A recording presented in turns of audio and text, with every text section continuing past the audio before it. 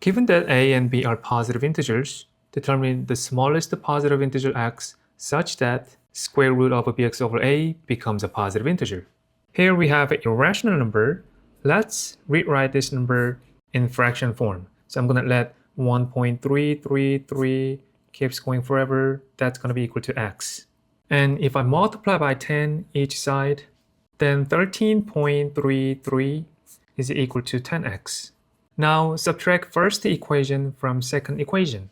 13.333 minus 1.333, that's 12, is equal to 10x minus x, that's 9x. So we know that x is 4 over 3.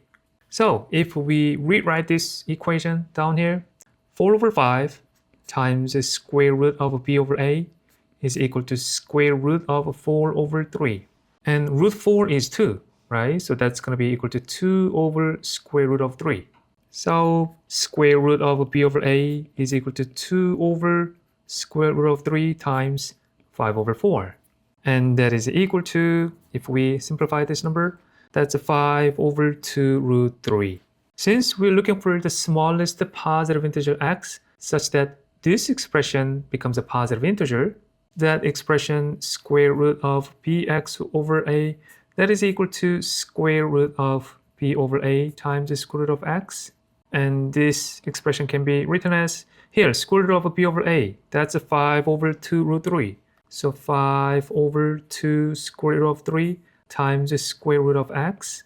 And we have to find the smallest positive integer x such that all of this expression, which is this, becomes a positive integer. That means square root of x must be equal to 2 square root of 3 so that they cancel out. So square root of x must be equal to 2 root 3.